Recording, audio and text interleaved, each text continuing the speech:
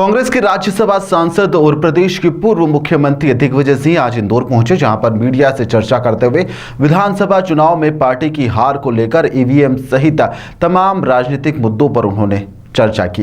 कांग्रेस नेता दिग्विजय सिंह ने जीतू पटवारी के प्रदेश अध्यक्ष बनने को लेकर अपनी बात रखी है। उन्होंने कहा कि संसद में कुछ लोगों के घुसने के मुद्दे को लेकर उन्होंने प्रधानमंत्री और गृह मंत्री पर निशाना भी साधा। राहुल गांधी की न्याय यात्रा को सकारात्मक बताया।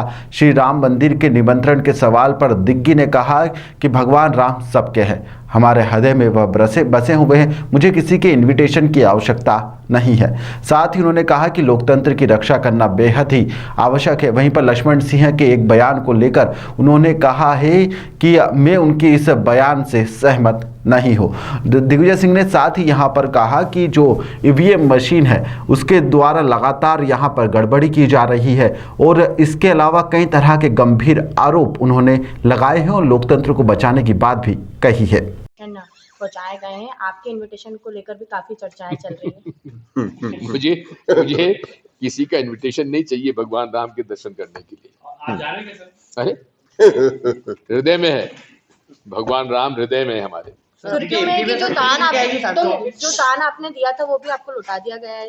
नहीं, मैंने भेजा था प्रधानमंत्री जी को, उन्होंने कहा कि आप न्यास को भेज दीजिए, मैंने न्यास को भेज दिया। लक्ष्मण भाई साहब का बयान आया। अब वो कहते हैं कि साहब आप कांग्रेस तेलंगाना में कैसे जीत गई, कर्नाटक में कैसे जीत गई। एक बात, अगर गुप्त रूप से चोरी करने वाला सारा माल उठा के ले जाएगा तो पकड़ा जाएगा, इसलिए धीरे धीरे वो चोरी करता है। और ये चोरी शुरू हुई है 2012 के गुजरात चुनाव के बाद, और 2014 में उन्होंने कहा बहुमत मिलेगा, 284 मिल गए। फिर कहा 300 पार, तो 303 मिल गए। ये चुनाव के गिनती के पहले घोषणा कर देते हैं, ये कैसे मालूम पड़ता है? नागदा में एक व्यक्ति ने तो रिजल्ट डिक्लेयर कर दिया था 1 तारीख को, 3 तारीख को काउंटिंग था, और वो के वही फिगर्स निकले। ये सारी शंका हमारे दिमाग में जो है, कई लोग हमारे पास आते, साहब हमने पूरे गांव ने मिलकर वोट डाला,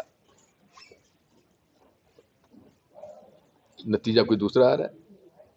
तो ये शंका दूर करने के लिए केवल एकमात्र उपाय है, या तो आप बैलेट पेपर से चुनाव कराइए, मशीन हटाओ, और मशीन से आपको इतना ही प्यार है तो भाई वो वीवीपैट स्लिप हमारे हाथ में दे दो, हम देख लें और मतपेटी में डाल देंगे, इस पे किसी को ऐतराज नहीं होना चाहिए। आजादी से लेकर आज तक इस प्रकार ईडी, सीबीआई, आईटी का राजनीतिक दुरुपयोग या राजनीतिक हथियार के रूप में उपयोग नहीं किया गया, जो अब किया जा रहा है। चुनाव हो रहा है, विपक्षी दलों के ऊपर छापा डाल दो,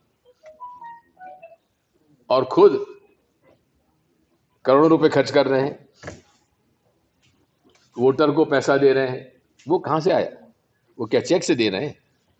हाँ, अब एक और नई बात शुरू हो गई है, चुनाव चल रहा है और आप किसानों के और लाडली बहना के खाते में पैसे डाल रहे हैं। ये क्या पक्षपात नहीं है? और ये योजना किसकी चुराई हुई? भाजपा ने हम लोगों से चुराई। कर्नाटक, हिमाचल में हमने कर दिया, और कमलनाथ जी ने घोषणा कर दी। आज कॉपी पेस्ट जो होता है शिवराज सिंह जी ने कर दिया।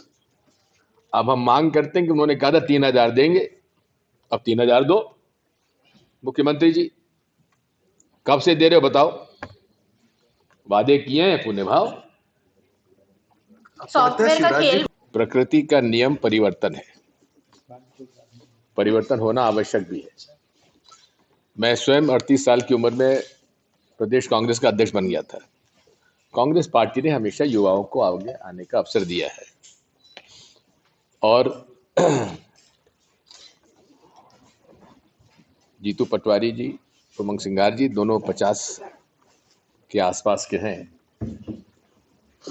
और अनुभवी हैं, उन दोनों को अवसर दिया गया है। यूथ कांग्रेस के अध्यक्ष रहे जीतू पटवारी जी, मंत्री भी रहे, इसलिए नई टीम मध्य प्रदेश में कांग्रेस पार्टी की बनकर तैयार होगी। इसका मतलब ये नहीं है कि कमलनाथ जी और दिग्विजय सिंह की प्रदेश में या देश में या कांग्रेस को आवश्यकता नहीं है, ऐसा मत समझिए। आज मध्य प्रदेश सरकार ताज़ा खबरों के लिए सब्सक्राइब करें JSR टाइम्स और साथ ही नोटिफिकेशन पाने के लिए बेल आइकन को दबाएं।